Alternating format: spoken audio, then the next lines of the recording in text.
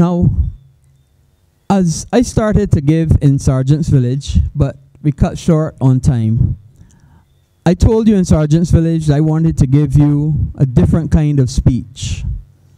I didn't get a chance to finish that speech because 11 o'clock came much faster than I had anticipated. I want to start back to give you that kind of speech. That kind of speech which explains to you what Dr. William Duguid is really all about. You know, normally when I give a speech, I talk about the issues, I talk about the government, but tonight I want to talk about Dr. William Duguid.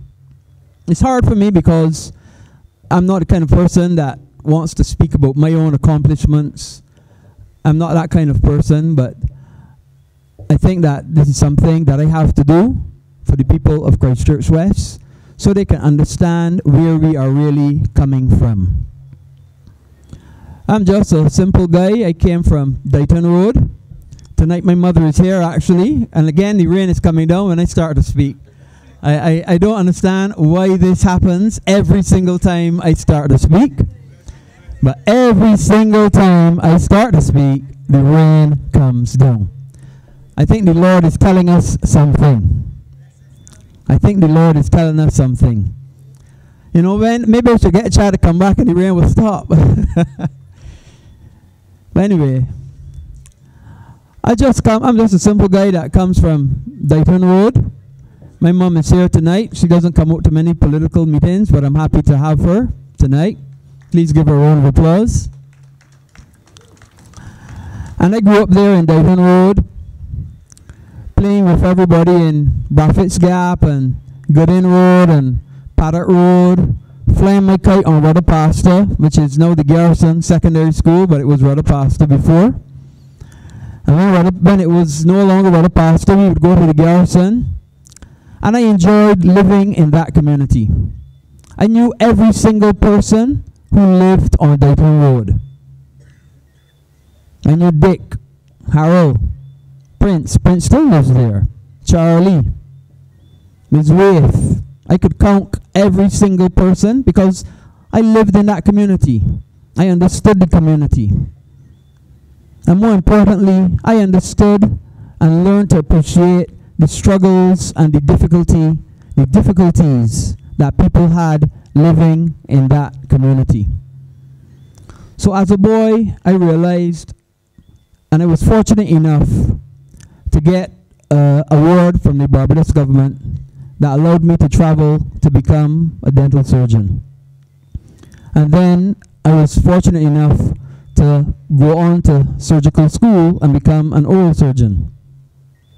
And while there, the university, my consultants, my teachers always would tell me, why go back to Barbados? You are such a gifted surgeon. We need you here in the UK. We need you here in Ireland. We need you here at the Royal Gwenton Hospital.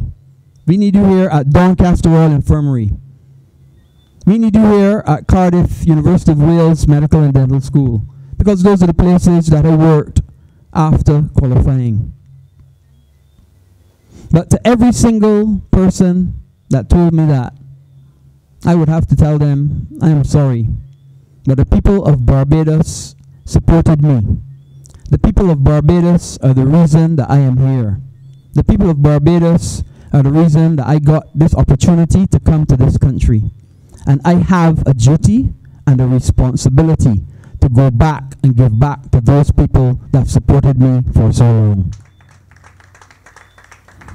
For those of you who don't know me, duty and responsibility are paramount in my life.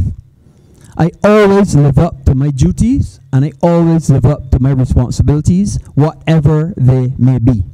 It is the most important thing in life.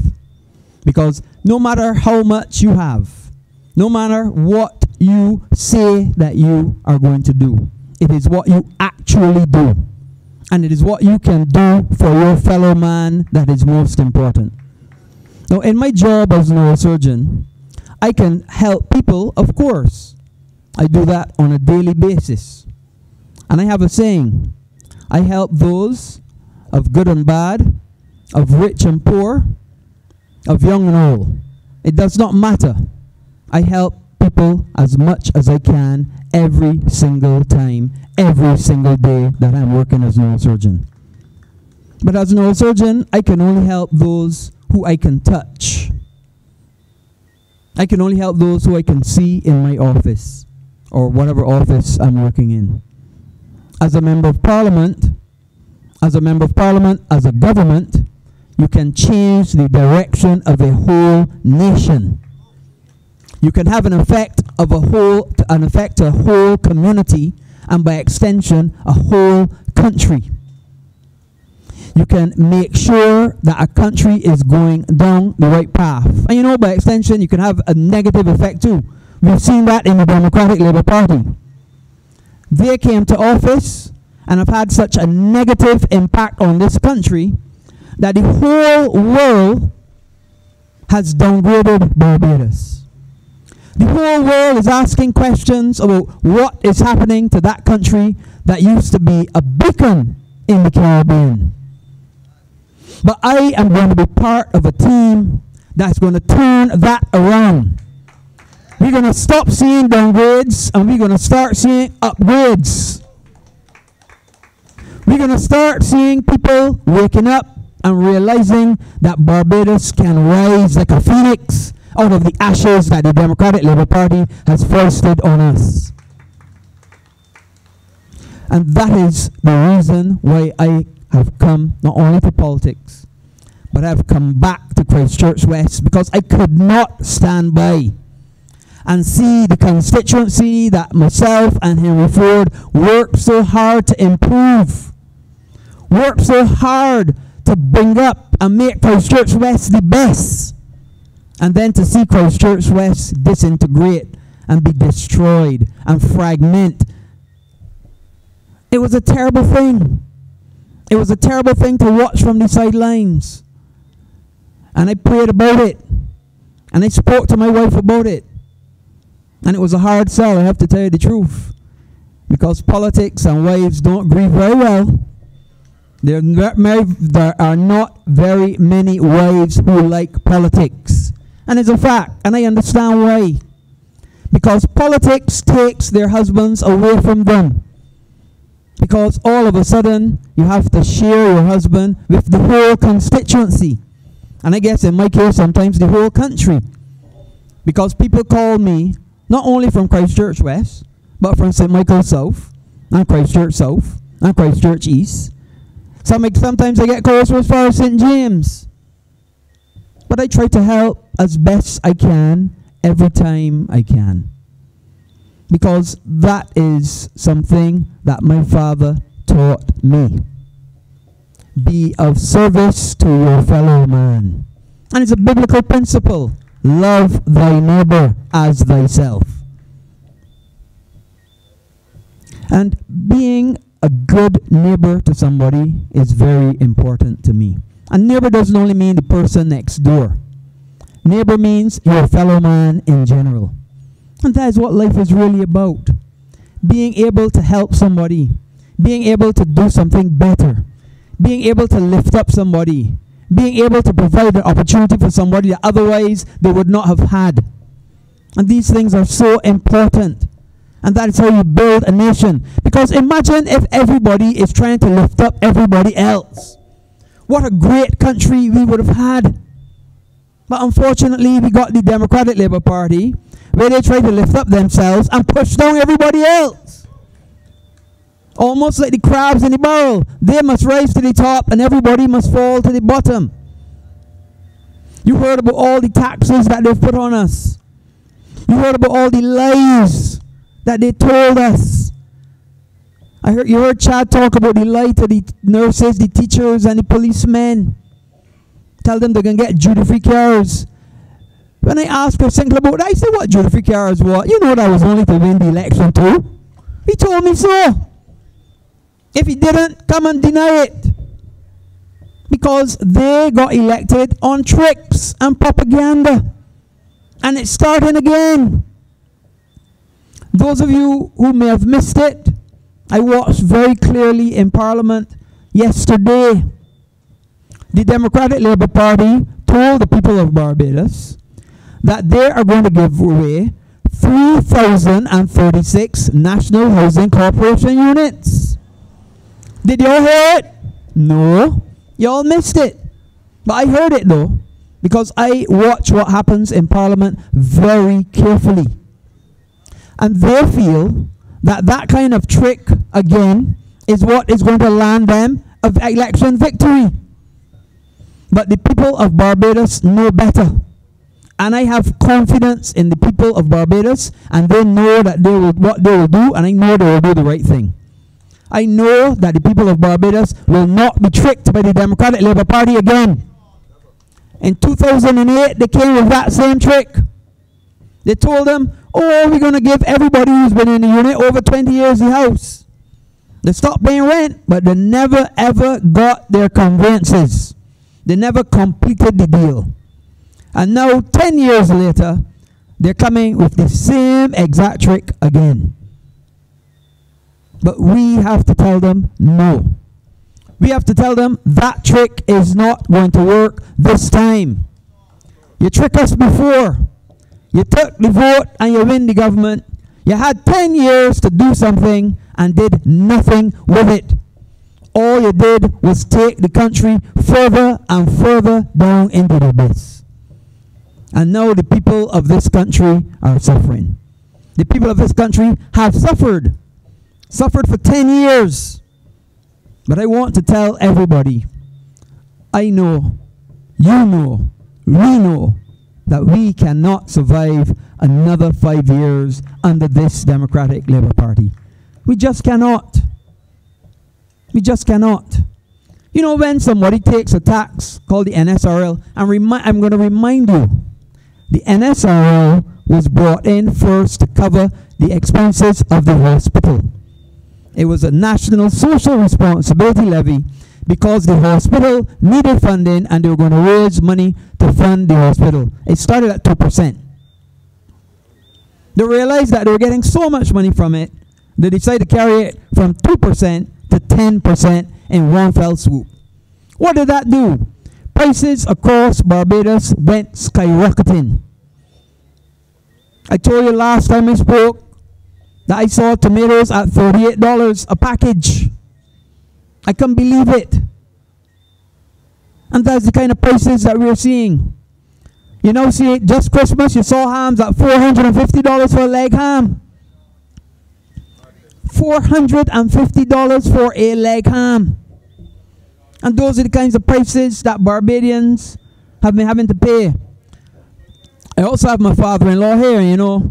My father-in-law would often say, the price is only high if you buy it. So obviously you had to leave it back. You didn't have to buy it at this time. And that is a fair comment. It is only a high price if you are prepared to pay for it. And you know what has happened? The people of Barbados have been unable to pay for a lot of things. So they have had to change their diet. They've had to change their standard of living. They've had to change their way of life. It reminds me of something I said in Parliament, which is an absolutely true story. One day I was at the then Big B. And I saw a lady in front of me. I didn't know the lady. She was not a constituent as far as I knew. Nothing. But I saw that she was not a lady of means, and she'd bought a little ketchup and a little bread and a few little things and so on. So I told the cashier, I don't know, I guess God had a hand in it. Don't worry, don't let her pay. I can pay for mine and for hers as well. So I did. And she said, thank you, sir. I guess she didn't know me, I didn't know her, but I saw that she needed some assistance, and I paid for both of our stuff. And I asked her, now, what is it that you're going to make with this ketchup and this few little bread and so on and so on? Well, she told me that she's going to make BLP soup because she can't afford to put anything else other than a little ketchup in water and a little bread. Because that is what had happened to her over the course of the Democratic Labour Party coming to office. The high prices, the high standard, the high cost of living. the difficulty in making ends meet. But you know, from the time I said that in Parliament, you know, whenever I went to Big B, people want to get in front of me first, so that I would do the same thing for them. And it was quite interesting, because whenever I went, people watching which aisle I in, if I head in straight to the cashier, because as I head the cashier, you know, they come in, Duguid, you can pay for mine too? You can pay for mine too? And I understood that, and I helped as best I could, but I can't help everybody. So, you know, I learned to go in the 10 items only line. So that if they came, at least it would only be 10 items or less. But I still was able to help a few people. But it was an interesting experience.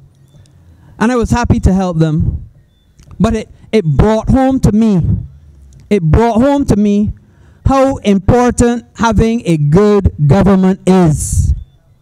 Because at the end of the day, people in the middle class and above, irrespective of the cost of living increasing, they can still make ends meet. They can still maintain a reasonable standard of living. It's the masses that struggle the most. It's the masses that it has the greatest impact on. Because when you could take something and double its price, or add 25% to its price, that is taking money from one aspect of living and putting it to another. So many times I meet people that say they have to alternate which bills are going to get paid this month and which bill can get paid next month, just to make ends meet. That is the legacy of the Democratic Labour Party. And that is the legacy that we have to bring to an end. Because they have not been good to Barbados. And the people of Barbados need to tell them straight and in no uncertain terms that you have not been good. You have not been a good steward of our money. You have not been a good steward of our economy.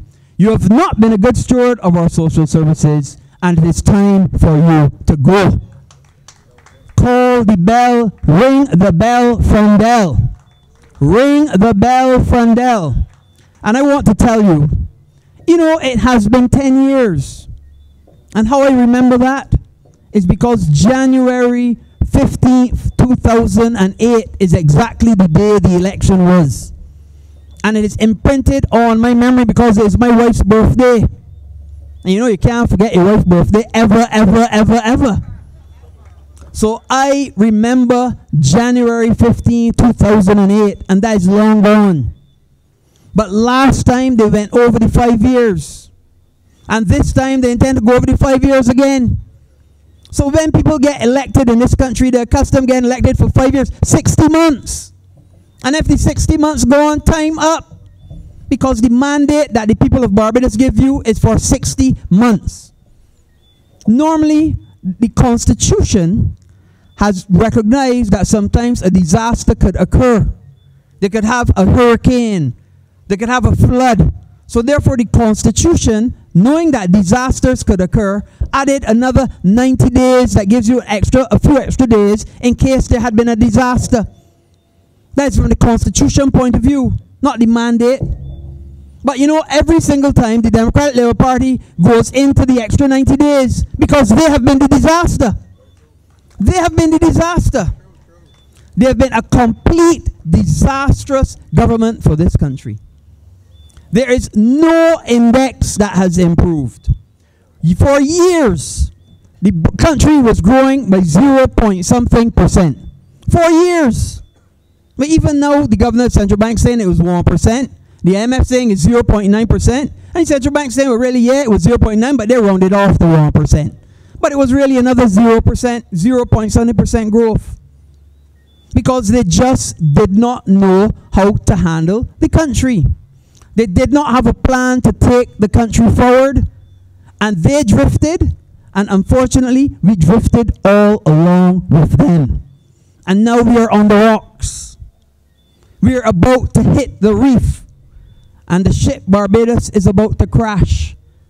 Because when your foreign reserves are down to just 5 weeks of cover, you have a major problem. It means that your importers cannot import the things that they want to import. Or if they try to import them, they can't pay for them.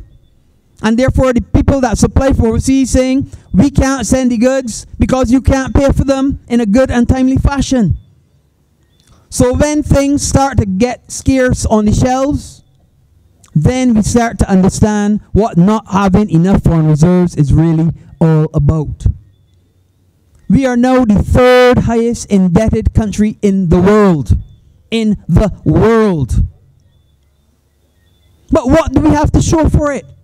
You know, if we had a spanking new airport that could hold 10 times or 4 times the amount that is hold now.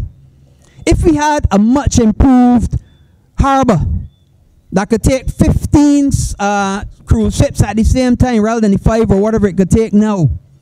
If we had a wonderful $500 million, $500 million hospital that was doing state-of-the-art operations and kidney transplants and brain surgery and all that sort of thing. If we had those kinds of big things, I could understand why we could have a debt. But right now, we have a major debt, the third highest in the world. And not only do we not have those things, but we barely got any buses that work. We barely have any garbage trucks. We know about the South Coast Sewage Project, and I'm going to come back to that. Nothing in Barbados is working as it used to work before. Nothing. And that's because the politicians who run this country were not working. So if they were not working, therefore how could they get everything working or maintain it as working? You know, I want to read a small excerpt, and give me a little chance to find it, that the Hugh Seeley, who was the engineer for the South Coast Sewage Project, said, because it was the most damning indictment on the current administration that I could read. In that, this is what he said. I want to get to it. I don't want to misquote him. I want to get exactly to the right point.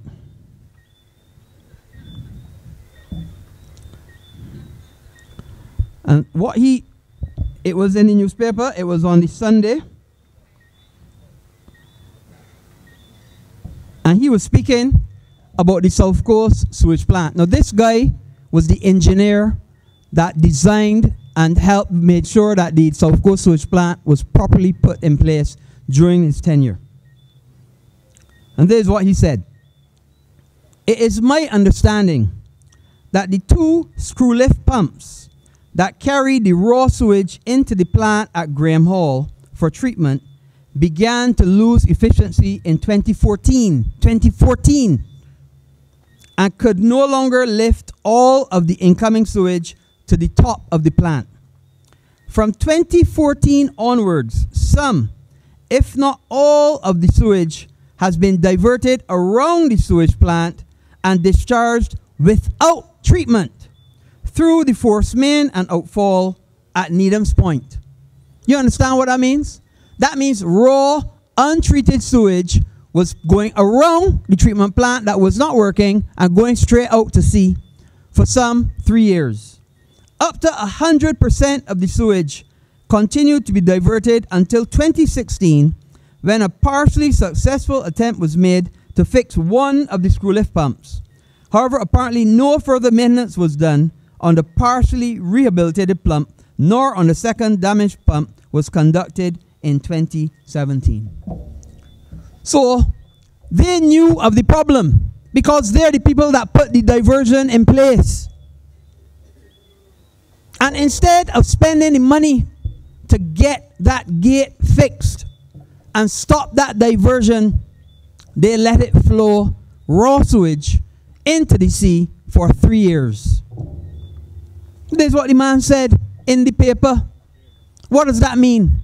That means everything that could have gone through the sewage went into the outflow.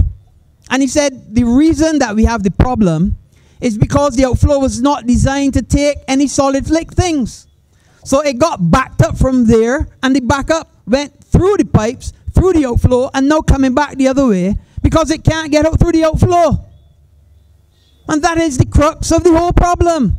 is right there. But you see, the Water Authority, who has responsibility for the South Coast Sewage Project, could go and find $1.5 million to pay a man for attending meetings.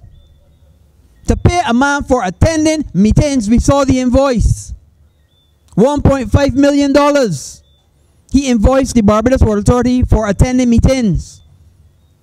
But they could not find a fix for the South Coast Sewage Project to fix the lift gates, which probably would have cost, even if it cost $2 million, at least it would have fixed it before this problem could have occurred.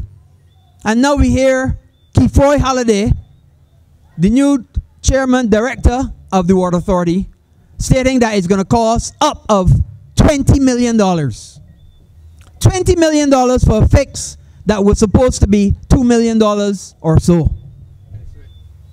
That is just a ridiculous state of affairs. But it's just typical of the mismanagement that we have seen in this country. And let me talk about David Eswick too, because he is the person responsible for water management and water resources in this country. And he tried to put the blame on the Barbados Civil Party, talking about why it was a primary treatment plant and why it wasn't a secondary or tertiary treatment plant. Well, I can tell you the same thing I told you in Rendezvous. When that plant was put in place, it was under the Democratic Labour Party. When it was signed for, when it was designed, when the loan was agreed to, it was Bramford Tate who signed it. But that was in 1992. You heard other speakers talk about it before me. I believe it was Mr. Brooks who mentioned that it started from 1990, signed off the loan and signed off the plant design in 92. For David Eswick now to come and suggest that it was the Barbados Civil Party that had a primary treatment plant in place, tell David Eswick not so. Go and dig up Bramford Tate and ask him why. Because it was his colleague, his Democratic Labour Party member, that signed off on that loan and signed off on that type of treatment plant. All we did was execute it. And as you know, once you've signed the contract, you can't go back and make changes to the design. It doesn't work like that. And don't let me get into contracts that were signed that then were not completed. Because now we have something in Barbados called contingent liability. Let me explain what that is, because everybody don't understand what contingent liability is. I can explain with just two or three.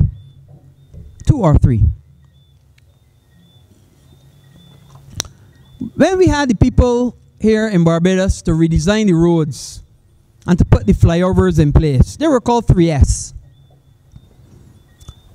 When the Democratic Labour Party came to office, one of the first things that David Thompson did was to fire 3S from the floor of Parliament.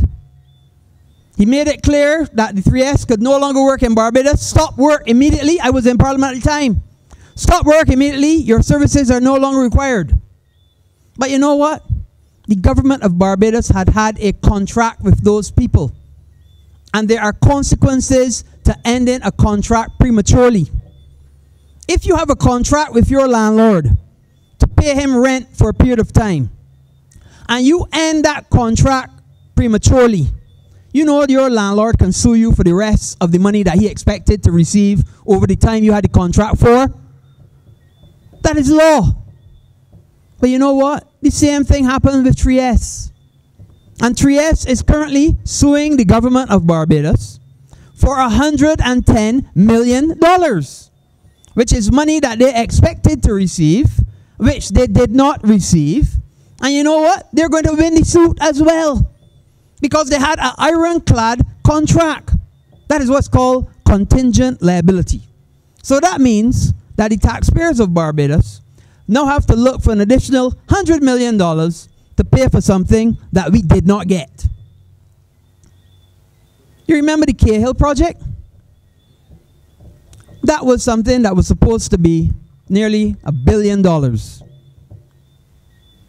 4 ministers signed that contract, committing the government of Barbados to the Cahill project, including the Prime Minister of Barbados. He signed first. He signed first and let nobody know until the information came out that he signed first.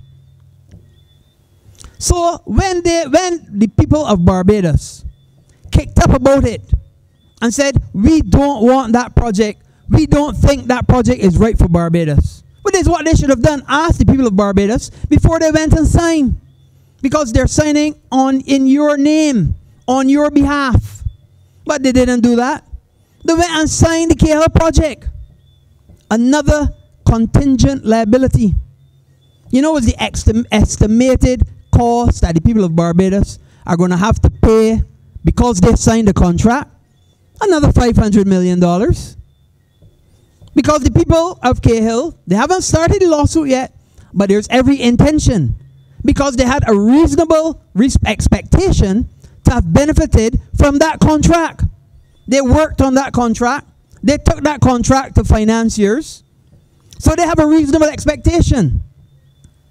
And that's going to cost us another $500 million for nothing. So that's $600 million. Then we have the Marina project.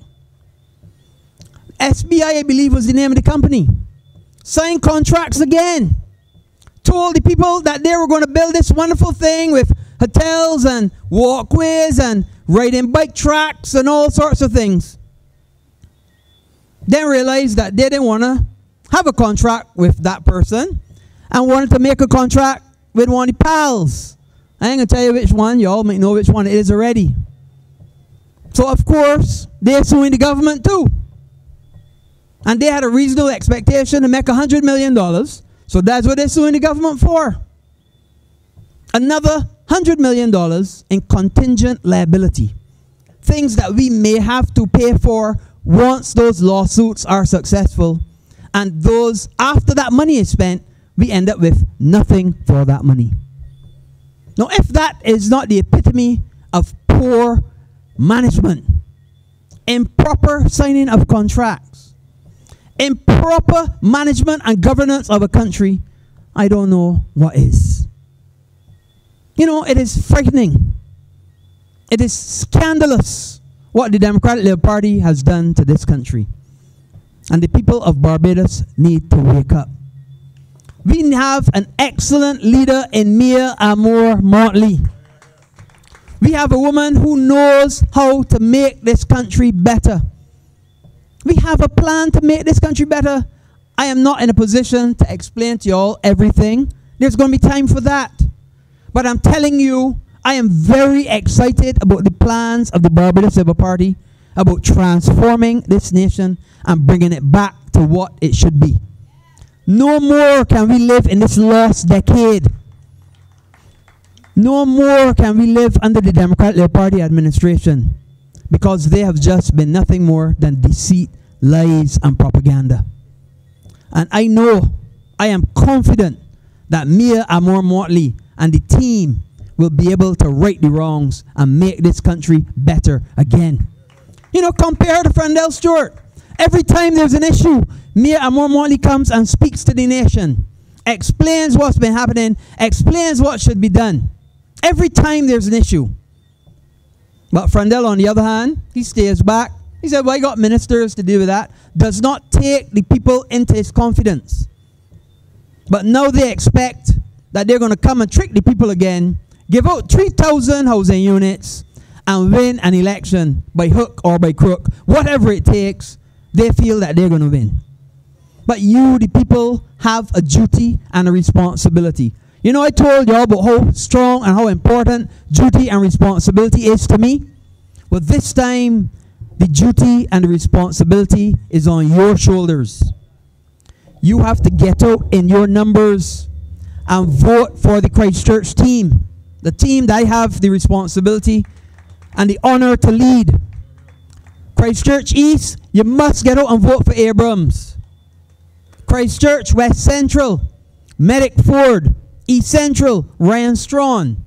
South, Ralph Thorne. You know, like fingers. They like fingers. You know, when the fingers are separated like that, they're not very strong.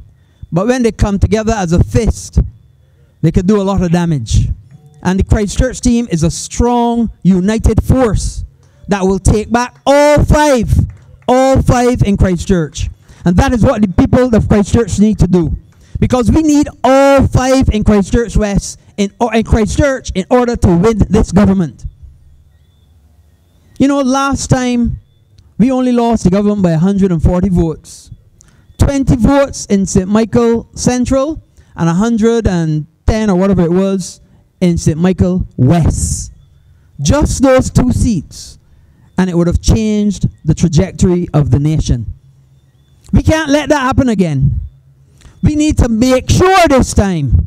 And it isn't about getting out there and voting for third parties, PUP and UPP and Solutions and all them things. Part of them being funded by St. Clair as well. Because he recognizes that they have the potential to cut the Barbados Labour Party vote, so therefore the Democratic Labour Party still wins. But we got to say no to that. The only way to get rid of Frundell Stewart, the only way to make sure that the Democratic Labour Party is not returned to office is to vote for the Barbados Labour Party candidate in your constituency. It is the only way. Do not split the vote. Do not dilute the vote. Do not think you're voting for somebody else at this time. We can't take that risk at this time. That risk is too great. It will exact too much from this country. So, you all have a very serious job at hand. And all of you have to get out in your numbers. Call your friends, your family, everybody you know. Not only in Christchurch West, if you know your auntie in Christchurch South.